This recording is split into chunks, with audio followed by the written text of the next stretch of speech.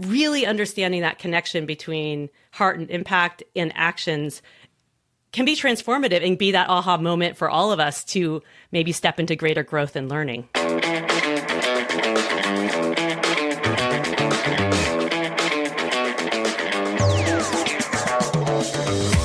Hello there, it's me, Steve Meller, and welcome in to GrowthReady, the podcast that allows high performers to reveal the reality behind what it means to ready yourself for growth, the personal and professional challenges along the growth journey, while also allowing the high-performance executive coach in me to satisfy his curiosity toward what drives optimal performance. Joining us is leadership consultant Katie Anderson, and Katie's mission is to empower change leaders who can see what is possible for their organizations if they were able to cultivate a learning culture, all to ensure that leaders are ready to be a part of long-term growth. Okay, welcome back into the most recent episode of GrowthReady. I am so excited to be diving into a conversation today with Katie Anderson. Katie, we're going to get to know all about you as we go through the course of this conversation. But before we do any of that, let's answer the opening question that I have everybody answer to begin with. Katie, what does it mean to you to be growth ready? Growth ready for me is all about having a learning mindset. So, we can call it a growth mindset, but a learning mindset, being open to seeing every experience as an opportunity for learning. If we didn't achieve our goal, that's okay if we're learning something from it. And the more we can reframe everything as a bit of an experiment and a learning process, we're going to not only be personally more satisfied by the outcomes of any specific thing we're trying to do or accomplish, but also we're going to get better at getting better. And it's going to be the part where we're truly growing and learning and improving. And maybe next time we're going to be that much more ready for success. Absolutely. Getting better at getting better. I'm all about it. And we're all about it on here. And, we were chatting it up and, I think we could have just kept talking without even recording the podcast, to be honest. That happens sometimes. We just immediately click up before we started recording. And a lot of our stories, so there's certainly some alignment and some similarities across our worlds is how we've come to where we are today and doing what it is we're doing. But Katie, bring our listeners a little bit up to speed just in terms of the here and now. What does a day in the life of Katie Anderson look like at the moment? And what's the sort of work that you're doing today? Well, there is no one day in the life because there's so much variability, but maybe a quarter in the life of Katie Anderson, because, the work I do is all centered around helping organizations and their leaders become more effective at learning and getting better, as we said. And that takes a lot of different formats. So I lead learning trips for leaders to go to Japan, where I lived for 2 years, to learn about the Japanese Kaizen or continuous improvement mindset and so much more.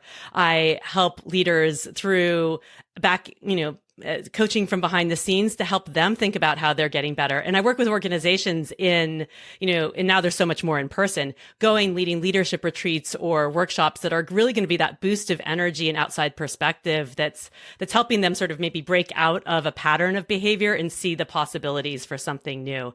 So a quarter in the life is, some weeks here working in my home office around with my family. Other weeks see me on the road traveling to Europe, Japan, Australia, wherever it may be. And also being present and available with my family too. So trying to find I like to say no one day is balanced or even, but, over the course of the month or the quarter, how am I creating balance in prioritizing the things that are important for me personally, professionally, and so much more. Love it. And again, shame on me for even asking the question that way, because again, very similar. I don't even know why I'm asking that question the way I'm asking it, because quite frankly, I can answer it the same way you just answered it. So I think that's a great place for us to start here, especially with this concept of learning too. And again, the moment in this day and age, whenever someone mentions this notion of learning mindset, and I think, just to almost build upon what you were just touching on a little when you first answered that first question, is that learning mindset, you could say growth mindset, but I think we're going to get to why and how those two things are in fact somewhat different. And it's important for us to understand that because at the heart of the learning piece, I think where we get stuck in this day and age is that we believe, that we can access any information and all information because we have the power of Google, because we have the power of the internet, whatever it may be. But to your point, learning is through doing. That's what I'm hearing straight away. Learning is through doing more than it is through reading, more than it is through hearing, or whatever it may be. So I would love to, as the coach that I am, I always like to try to frame things to the best of our ability before we go really get into the weeds with the concept. So when I say something like learning mindset, and you're obviously utilizing it all the time, try to help our listeners really understand at its core, maybe what it is that, you're obviously working on with that. So the way I see the learning mindset, manifesting is that it's not, we can learn obviously a concept or gain some knowledge through books and, going to a workshop or hearing a podcast, but we don't really embody that learning until we've put it into practice. And that's where that growth really comes in. And so that's where I see some of the, the connection between our personal growth is how are we applying what we're learning, either through the knowledge. I see so many, one of the gaps I saw for myself as a leader, and this is what I also help, executives and change practitioners learn too, is we may know what good coaching looks like. We may have read some books, or we know what good leadership is. We've all had that experience, but we have habits and other experiences that maybe are getting in our way, and we're not aligning our behaviors really with that impact that we want to have. And actually there's a phrase behind me for those of you who are watching the video on YouTube. I have some Japanese calligraphy of the word intention. And it's always been a really powerful word for me. I discovered something more when I moved to Japan and I needed business cards made. I didn't have any. I just started my own consulting practice, and really, who gives out business cards these days? But there is, you do in Japan. And so I had the word for intention put on my card, and I discovered a deeper meaning of that word. And it's the top part of the word comes from symbols meaning samurai and heart. So like the strength of your heart, and the lower symbol is a compass or direction. And so I see that we need to, it's about embodying our intention, putting into practice our intention. So we need to take the actions to really align with the person we want to be. And that's where the growth comes in. So we may intellectually know something, but without the doing and the action, and probably a lot of failures along the way and how we're learning from that, we're not really going to be that fully embodied, output of our growth that we desire. Yeah. And gosh, I don't want to go to intention yet, because we're going to spend a bunch of time on that. Because the moment you brought it up, I was like, "Ooh, intention! We definitely need to go to that." But the embodying this learning mindset through practice, something just to sort of really help people understand and see some of your life's work and your story and your journey. You talk about learning.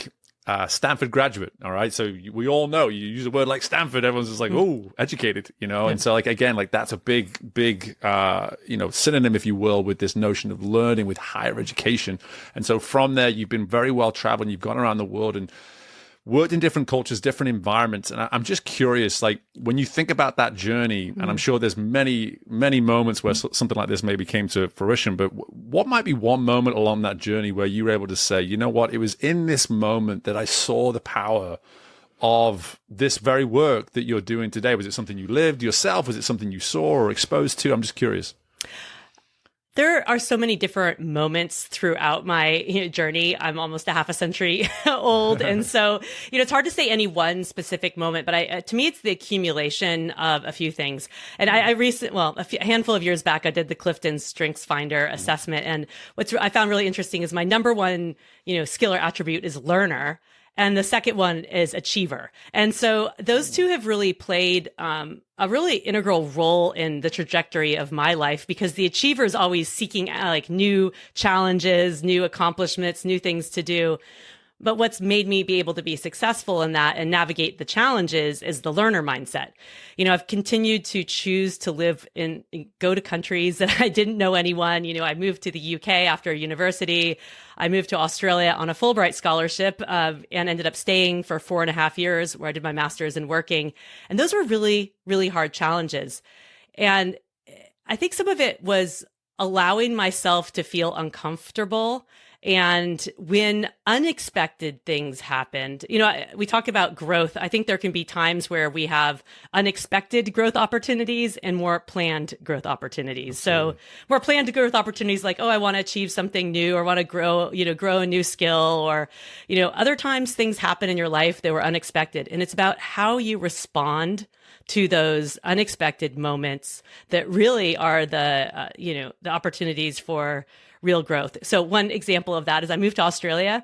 I had a whole plan for how my Fulbright research was going to go. And I showed up, and the whole program I'd put together and the researcher I'd designed my whole program with, it just was not what I expected it to be. And I realized within a few months that this was not going to be a good situation.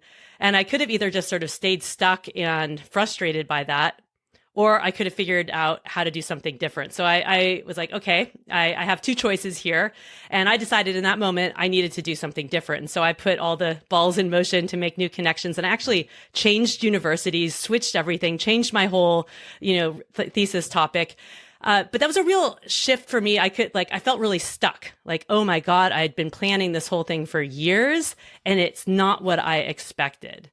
And so you have to sit with that. But then, and that decision actually put me on a trajectory for a totally different career path that's led me to other changes in my career path that's led to what I do today. And then there's times where we have that planned growth where it's like, I want to learn a new skill, and how do you still use that learning mindset to help you? But it's really, how do we create the conditions within ourselves that we can either choose challenges to move towards or respond to challenges that come our way? And how do we move towards better or through those processes more effectively? And to me, that's really what the learning and the growth mindset and practices are about. No doubt. And I think the creating of the conditions there, as you alluded to, comes all the way back to that word intention that we've already used. And there's a sense of initiative too, in the sense of, hey, I actually love how you use that term navigation for when it comes to the learning piece. And it is in fact serving us as the navigator if we allow it to, right? And if we try to force it and we try to insist upon, no, this is how it's supposed to be, then we're not learning, are we? We're actually we're resisting that ability to learn. Yeah. And it's not that we need to deny all of our feelings or experiences. It's okay to feel frustrated. It's okay to feel disappointed, but we have to get better at moving through that and then saying, okay, so now what am I going to do? How can I reflect? How can I, what actions do I need to do differently? Or what positive aspect can I take from this situation that wasn't, what I wanted it to be? And that's really, part of our maturity as human beings, is how we respond to those challenges. And then how do we apply that to the things that we are, planfully wanting to grow into and still using that mindset? Yeah. And even just referencing maturity, again, I'll be 40 next year. I've got a 4-year-old and a 5-year-old. There's every single day, at some point every day, silly Steve shows up, and some would argue from watching from outside, this guy's pretty immature. He's all this kind of stuff, and some jokes I laugh at still to this day. It's like, okay, come on, dude, it's time to grow up. But what I'm hearing is that from a maturity standpoint, it's that ability for us as learners, as navigators of this life, to not simply just keep falling for the same traps that life is actually presenting us. Well, right. That's the only true failure, is if we keep doing the same thing and getting the same outcome over and over again. But if we can use it as an opportunity for growth, I actually want to share with you this is a Daruma doll. These are from Japan. Actually, this one I'm showing is very decorated, not the traditional all red. I love it. But they are these dolls that represent the Japanese proverb, fall down 7 times, get up 8. And I became obsessed with them when I lived in Japan, and now I have a huge collection behind me, and I give them out all the time. But they're like little weeble wobbles, and they literally right themselves back up when they fall down. And when you have a goal, you fill in the doll's left eye, and then it waits and is a visual reminder of you that it's okay to get knocked down. It's okay to have setbacks. But what's really important is about how you get back up, how are you learning your way forward so that you can eventually achieve your goal and fill in the doll's right eye. So I love it because it's the connection to Japan, but also the perseverance and patience and learning it takes to actually achieve success. Yes. Oh my God, you have to send me a link to where I can get my own. Yeah. After we're done here, I'm going to do some very unexpected shopping that I wasn't expecting. Oh, to do Steve, today, I'll send you a little package in the mail. I import mine from Japan. Yeah. Oh my gosh, I love it.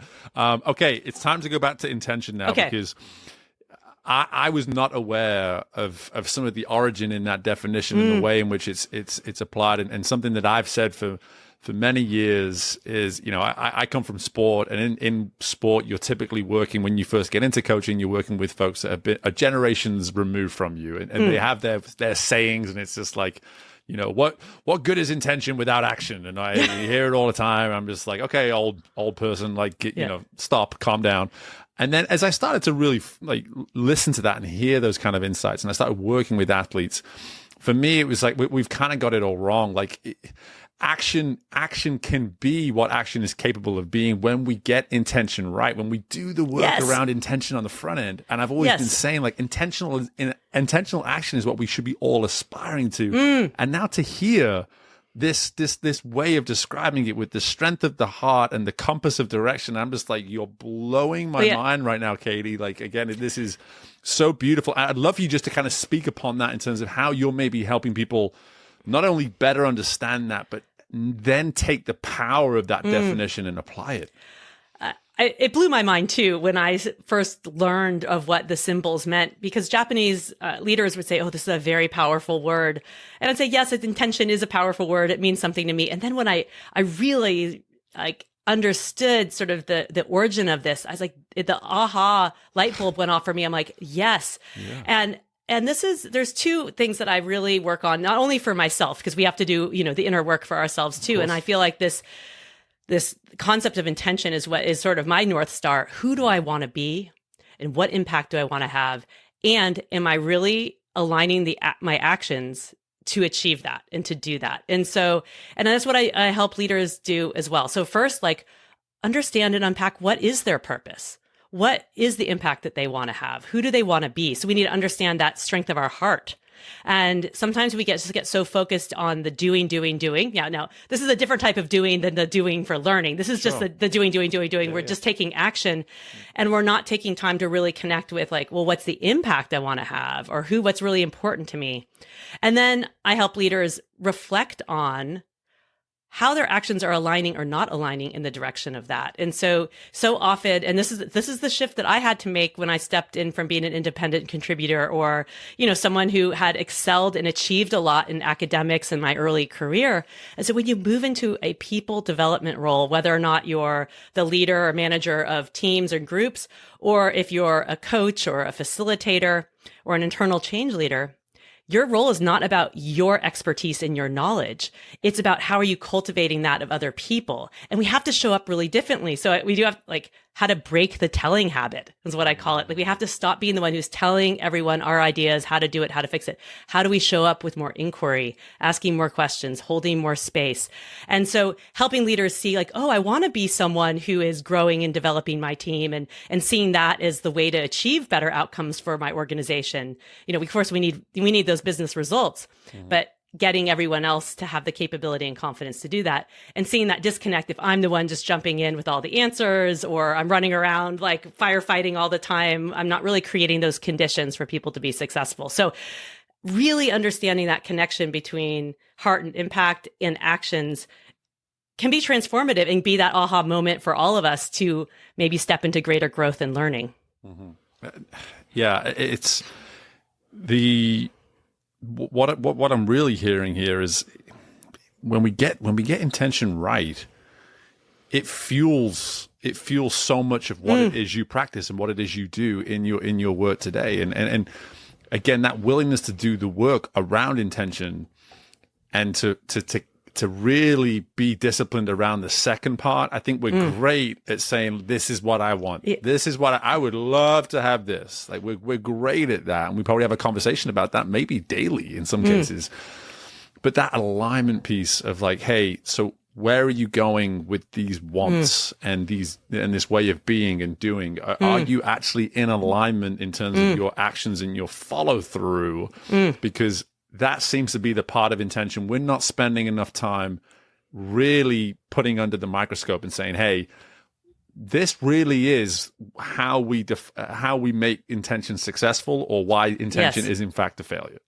Right. And the key to that is the part that's is the secret sauce of learning, which is reflection. So you need to set your intention or set your goal, and then you need to reflect and say, how did I actually do in that? Like, was my intention and how I was going to show up in that meeting? How did I actually perform? How actually were my, what was challenging for me? What was successful? Reflect and then learn and adjust. And so again, we get so focused on the doing that we're not really having that learning part to see how we're getting better or how we're truly aligning our actions with that set intention. So, it's more like throwing darts and like, yay, sometimes I'm successful and other times I'm not. But the key to learning is taking the time to reflect either in the moment or reflect, with greater perspective. Yeah. And that second piece really does get to the heart of anyone who's listened to this. Before we really dove into the last 5 minutes, I'm an intentional person. Like when I want something, I go and get it. I go and do it. I go and do it. And to just have that little deeper level of awareness and that ability to reflect, because I would actually love to, because I have some of my own insights around how we can reflect and the art of reflection and the power of reflection. I would love to just simply check in with you here and just say, okay, it's one thing to tell people, make the time to reflect, but let's be honest. If we could all just do that because Katie told us to do it, no, it's so this hard. Life that we live would be so much easier. So I'd love to maybe just step a little bit into how we can maybe do that better. Yeah. So absolutely. And first before we do, I want to call out what I see as a distinction between intentions and goals. So I see intention is inwardly focused, like more about who do you want to be? What's your purpose? Like more about being. And then goals is more external, like what do I want to achieve, or what does my team need to achieve and accomplish? And they're connected, because the more you can show up embodying the way you think is going to be most effective will help you achieve your goals. But sometimes there are a lot of external factors about whether or not you can actually achieve your goals, but you can always have control over whether or not you're truly aligning your behaviors with your purpose. So I think that's really, and just to, but I'm glad that you brought us to that, like that notion of control around that is a key part to this. And I'm so glad that you brought us to that before we moved on to the reflection pieces. Again, that idea that, hey, it's one thing to have goals, it's another thing to have intention, but to understand that those goals sometimes or most of the time are out of our control in terms of happening, but that we can have so much control around intention. And I'm so glad that you kind of double underline that for us, because I think people need to appreciate that the practice of intentionality is how we show ourselves we have the control for it. Yes, it's how we're personally showing up. And then we can have our goals, and it's like how we're then how we're doing in response to achieving those goals, or maybe not, and how we're learning from those times that we're not achieving it. So, but the power of reflection is so important. I'm with you. It's like it's so easy for me to say, oh, we need to build in time for reflection, and it's one of the things that is the most easy to cut out, and it happens for me too. But I have gotten better over the last decade and a bit about bringing in more purposeful time for reflection, and even micro reflection. Like I call them like intention pauses and then like micro reflection. So like if you're transitioning into a meeting, like we're wearing so many different hats throughout the day, like you have to show up in different ways based on the purpose of that interaction. So having like what I call intention pause. So we're not reactive, but we're like proactive. Like, how do I want to show up right now in this interaction? What are the few things I'm really going to pay attention to? And then having that micro reflection afterwards. And it could even just be in transition of like, how did that go? What did I learn? What would be even better is at the end of the day, maybe taking a few minutes to write down a few thoughts and starting to see that pattern. I challenge leaders in any of my programs, just take 5 minutes a day to reflect on how you did and what you learned. And at first it's always like, that's so hard to do.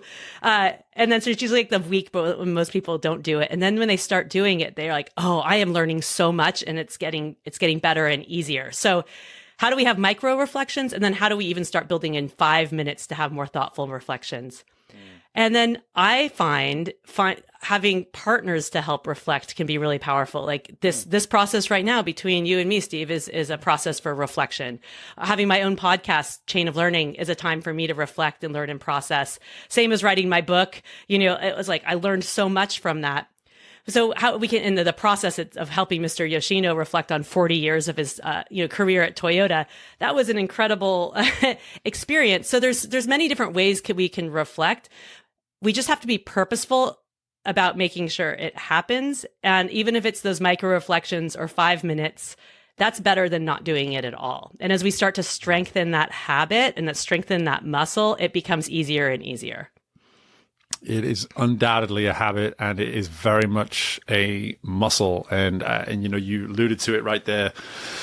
As you initially responded and gave us some of this insight, is if we're willing to make the time, because it is the easiest thing for us to cut out, and it really is. And one thing I've come to notice in terms of as much of that insight that you provided there encourages us to do it, there is nothing more compelling to the power of it when you start to do it and you feel the benefits of it, and then you slowly let it go away. Yeah. And like those moments when I have 3, 4, 5 days and I just feel the weight of those 3 or 4 or 5 days, and I just check in, I go, brother, when was the last time you reflected on the last 3, 4, 5 days, that you just took a minute just to breathe and just to say, hey, what's up? Like, how are we doing? How do you feel you've been showing up the last 2 days, 3 days, whatever it may be? And one thing I typically, and I'm curious just about if and when this ever happens to you now, or how it's happened over the years. Like for me, it's also a very strong way of emphasizing the power of routine. Like, because for me, whenever I'm out of my routine, travel with the family, all this kind of stuff, the power of reflection, it is all the time, and the commitment that I make to it, it just gets put by the wayside, and I feel it so much. I'm just curious, like, when do you notice in your world, no matter how committed you are to this reflection, that you can sometimes let it slip? Oh, for sure. I mean, there's some times where I've committed to too much travel or too much doing, and I love the doing. I'm an extrovert. I love the work I do. I love global travel. And when we pack ourselves too full, we don't feel like we have the space or capacity for that reflection. I feel like there's the continuous improvement cycle of plan, do, study, adjust. And sometimes we're just so like plan, do, or just do. So I kind of had those moments of crisis too. Like, okay, so how to challenge myself? All right, how do I just even step away for 5 minutes? How do I say no to something else and take a refresh and a reflection time?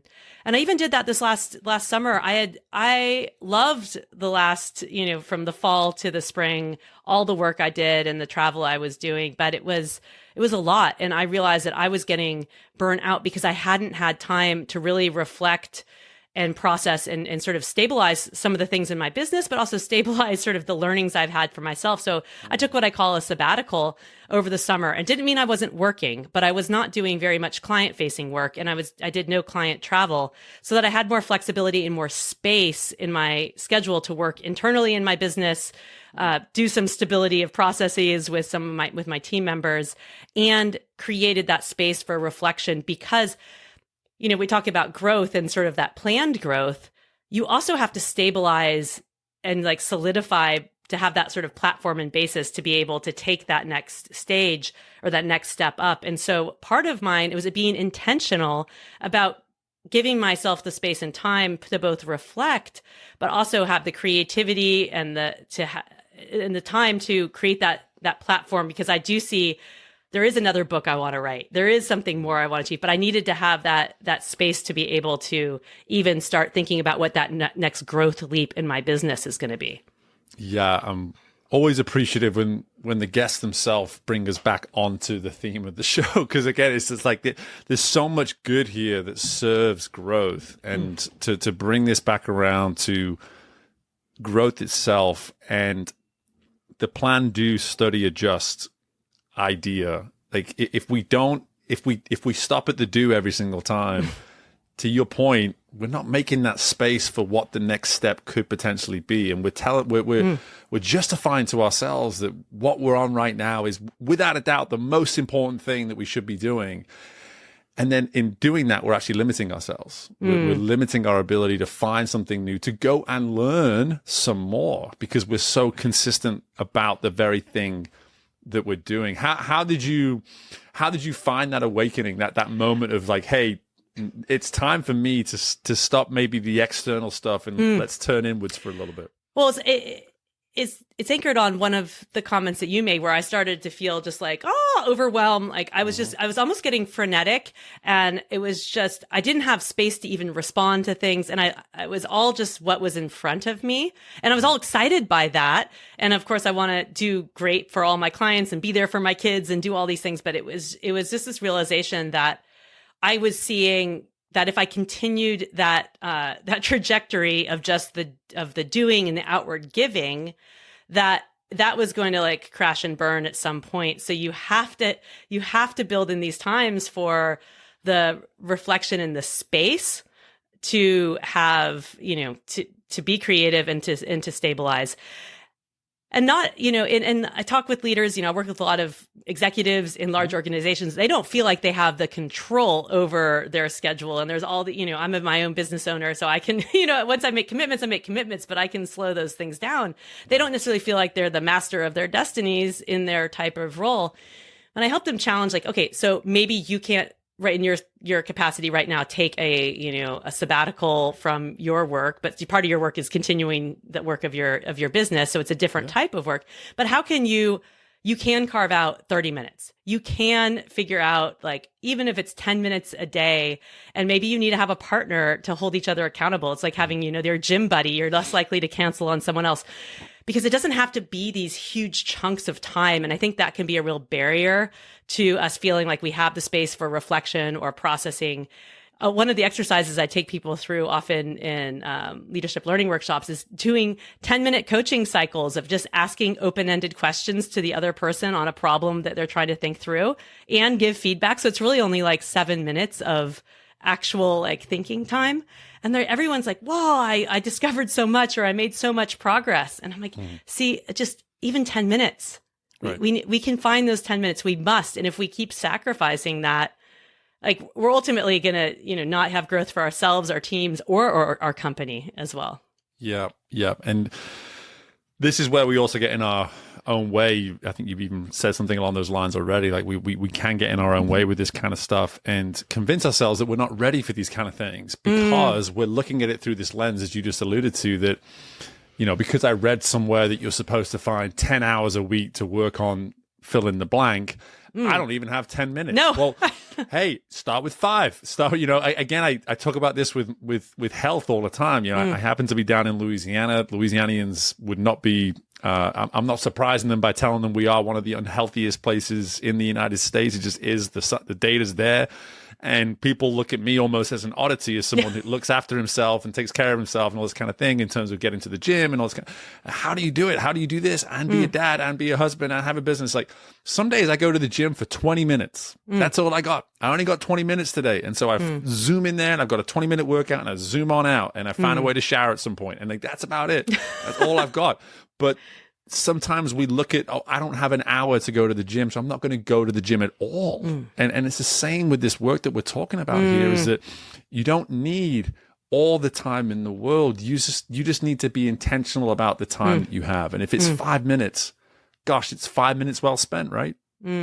And even if it's like driving in the car or while you're in your run, like going for your run or a walk, don't listen to a podcast. Use some of that time just for your like, give yourself the space to think. Yeah. And that's great. It's going to be so much more powerful. We're so used to consuming all the time and like that doing, and we're not giving ourselves that space and that pause time to let our brains reflect. But reflecting's we have to reflect with intention too. Yeah. And this is where, I think I mentioned earlier, framing things as experiments is really powerful and helps us with our reflection. Because if we can say, before we do something, if I do X, I expect Y to happen. And then we can say, oh, did that happen or not? Or if not, why not? What was the factors? And it gives us a framework for that reflection. And so it helps us frame everything as experiments. So we're not having to have a perfection. It's that learning mindset. But also then we can reflect on, did what I expect to happen actually happen? And then we can bring that forward to all aspects of the work, including the processes in our business or our organization to actually improve, the outputs of whatever work we're doing. But start with yourself. And when we get better at developing that habit, it comes forward into all aspects of our life. Yeah. And I love how you use the word inquiry earlier. And I typically use a word like curiosity, but there's something more specific about inquiry. Like I actually, when you said that, I was like, oh, I think that's actually it's almost like a more honed in version of curiosity, because it's attached to that experiential learning. It's your way of saying like, hey, I'm conducting an experiment right now on whatever this part of my life is or whatever part of my business is, and I'm going into it with curiosity. Yeah. But I do have a specific inquiry or two that I'm making. Yes. In regards to that. Right. So I'd almost say that like being a curious person is sort of the descriptor that you want to have for who you are. And an action you can take is, inquiring or asking more questions or listening. Right. So that's the way you demonstrate your curiosity is through asking questions and listening. Yeah. I love it. And I think some of these specific definitions and actions and behaviors and ways of being, it's so important for our listeners just to sort of understand that there is so much. Like here you were using a term like learning mindset at the beginning, and someone may hear that and just say, okay, that's like a one size way of doing something. It's like A plus B equals C. And it's just like, no, that's not what it is at all. It's you take the concept that is learning mindset and you make it work for you. You make it work for you in a way that serves you and your growth, because that's what's come through in abundance through this conversation, Katie, is there's so many different ways and different types of person that can go about incorporating and embodying a learning mindset. You don't have to be a set type of person to embody and apply that learning mindset. Any walk of life, any experience, any background, you can make learning mindset work for you based on, again, going back to those intentions. What is it you want and why is it you want it? Yes. And I'd say, what is it you want to be and why do you want to be that way? And then what are the goals you want to achieve or the external things? So differentiating between the intention and the goals, and how do you partner those two together? Yeah. And we get into the end, and Katie, this is one of those conversations we could easily just keep going for many, many hours. But I do want to bring this now just to, at the heart of it, high performance, because so much of what we bring to in this podcast is geared towards folks. Yes, we take on the concept of growth. Yes, we want to be ready for everything that comes with it, but we are on these missions, typically those that are listening, I want to get better. I want to get to this certain level.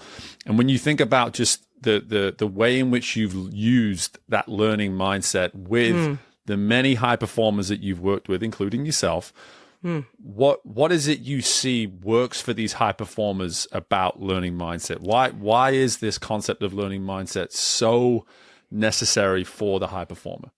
There's a great distinction that Eduardo Briseño makes about performing and learning in these two different zones and knowing what we're in. I actually talked with him on my podcast, Chain of Learning, episode 5. And he worked really closely with Carol Dweck, who also was on my podcast, about how we need to leverage our growth mindset and our learning, our learning zone to be able to be high performers, and distinguish when can we be more of a learner and when are the stakes high and we actually need to have our high performance. Now, you could relate to this for being, a competitive swimmer. All your practice, all those practice sessions, watching the videos, getting feedback from your coach, that's a time for the learning. And then when you're in the race, like, you're going to give it your all. Now, you still want to have a learning mindset that if, how you can keep improving after that, but you're going to give, that's the moment where you're trying to perform and do your best. Now, you may not actually achieve your goal, and then how do you learn after it? But distinguishing when are those moments for you that can be more of a learning opportunity, and when are the times that you really are just driving towards, that high performance. But the more we can always have that concept of, even when we're in that high performance zone, we need to learn afterwards. And then that will continue to build us and get even better and better. But we tend to get stuck in this high performance zone all the time where we feel like we have to be performing and being great and perfect. And like, that's exhausting. So it's like, how can we switch some of that and distinguish more of how we can frame things as experiments, reflect a bit more, and not feel like every single moment of our day has to be high performance. Yeah. Thank you for framing it that way. Simply because you're allowing high performers listening to this to say, hey, you know what? I can give myself a little bit of a break from time to time. The stakes aren't always high. It's not always life and death. Yep. Frankly, it should never be life and death. No, the point being is like, hey, I get it. There's those moments where things are on the line and we are trying to get out of whatever it is we put our heart and soul into the absolute best result. But to your point, when those moments come and then they go, what do we learn from that result? And then how do we take that into our next phase of development, phase of training, whatever it might be? But understand that maybe the stakes don't always need to be at their highest, because it sounds as though when we do that, we actually don't make space for the learning mindset to be optimized, is what I'm hearing. Yes, absolutely. So that, again, we talked about that sense of, for leaders, like running around, they're firefighting and they feel like they have to be the high performers all the time, doing. Where can we slow down and be like, whoa, this actually can be a little bit more of a learning opportunity. Not everything is a crisis or the number one top performing moment. And just being able to distinguish that can be really helpful in letting off some of the pressure of ourselves. I love that. And that's like, so now we have a whole nother reason for you to come back on the podcast down the road just to talk about pressure and all these kind of things. Because here's the thing. Now I have to mention this. Now I know I'm one person away from Carol Dweck. I'm kind of like a fanboy of Carol Dweck. So at some point, I'm going to have to say, hey, does she do more podcasts? Yeah, well, my access to her is what actually was the impetus for me to finally more intentionally start a podcast of my own chain of learning, because I was invited to an event where she was speaking as an influencer so I could interview her. And I said, all right, well, it's time for me to start a podcast. Yay. So she was episode, I think 4, or 3 or 4 of my podcast. Yeah. Amazing. It was episode 3. Yeah. So go back and listen to Carol Dweck, because she talks about the connection between a growth mindset and a learning organization, and how do we make those connections. So it was amazing. I was so thrilled to meet her. And for anyone that doesn't get the reference, Carol Dweck's like the godmother of growth mindset, pretty much. Yeah. She created it. She created it. So yeah, it's a whole thing. But before I start going down that path, Katie, this was an absolute delight. I love having folks that are operating in similar spaces to myself on the show. I love us being an advocate for why people like ourselves need to coexist. And like you said, we're actually using this time as a way of reflecting. I learn from every guest that comes on. You've helped me get better today. I've really appreciated that. And I know our listeners have all benefited from it too. But before I let you go, if people don't want this to be the last of Katie Anderson, how can they learn more about you? So absolutely connect on LinkedIn. I'm KBJ Anderson, or Katie Anderson, my full name, on LinkedIn. And my website is KBJ Anderson. Part of my maiden name was Brian Jones. So kbjanderson.com. I have a book, Learning to Lead, Leading to Learn. So really all about how you're bringing in that learning mindset. And then, of course, my podcast, Chain of Learning. So bringing back all of these elements, that all comes back to learning. And it's learning is a source of our growth and our success. Beautiful. And all that information will be in our show notes for anybody that didn't have a pen at hand to write it all down. So do not worry. It's all there for you. But in the meantime, Katie, again, I appreciate just your time, your generosity of insight, and look forward to just us remaining in contact and coexisting in one another's worlds, because this will not be the last that I see of you. I know that for sure. Likewise, Steve. I really look forward to continuing our learning journey together. It was such a pleasure to spend some time with Katie. And before I let you go, I think it's so important to reemphasize one key detail. And again, there's so many I could have chose from, but this is one key detail around making space to learn by understanding when it is we are in performance. Too often when we are on this hamster wheel that is life, that is our careers, that is our business, we don't realize that there are moments where we can be learning, and then there's moments where we are in fact performing. And I would argue that those moments of performance, they're not as frequent as we might assume. I think we get this belief in our minds that, hey, we're performing all day long. And you can maybe make your argument around that, but I'm going to push back and just say right now, there's going to be a couple of moments each day, a few moments each week, where the standard to which you deliver is under some form of an assessment. Can you pinpoint those moments? Are you able to identify where it is in your day, in your weeks, where there is a true opportunity to assess how it is you showed up and delivered? How you performed when you needed to perform? I assure you that there are moments like that throughout your week. But you need to be diligent and strategic and aware to them. Know when they're coming so that you can then, to so much of Katie's points, you can then make the time, strategize the time, schedule the time to learn, to reflect, and understand how you can prepare better next time for when that opportunity to perform comes up again. But if we don't take the time to get off this hamster wheel and identify where and how we are actually being asked to perform in the work that we do, then it's so much harder to learn from the way in which we are actually performing and the results of those performances.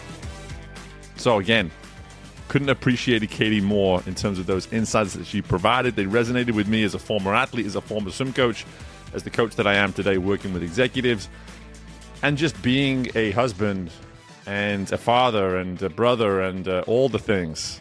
Just we are all performing in some way, shape, or form, but we all have ways to learn from the way in which we perform as well. So hopefully you took something either like that or something else from our conversation. But in the meantime, folks, keep coming back. Katie is simply the most recent of a list of incredible episodes. If you've not been listening up until this point, go back and binge listen to some of our previous episodes because the quality has been nothing short of phenomenal recently. I am learning so much simply as an interviewer. I would love to learn what you're learning as a listener. Please feel free to reach out, Steve at GrowthReady or podcast at GrowthReady. You can reach out to us and let us know how are you learning? How are you growing from what we are providing? Please don't hesitate to reach out to us. But in the meantime, folks, make sure you're subscribed, drop us a rating, and sharing the show with anybody in your world. And I look forward to doing this again with you very soon. Bye for now.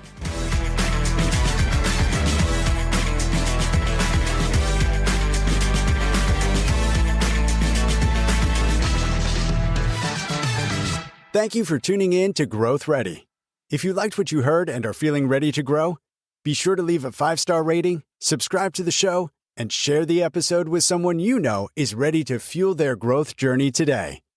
We love our community, so don't hesitate to reach out to us at podcast@growthready.com.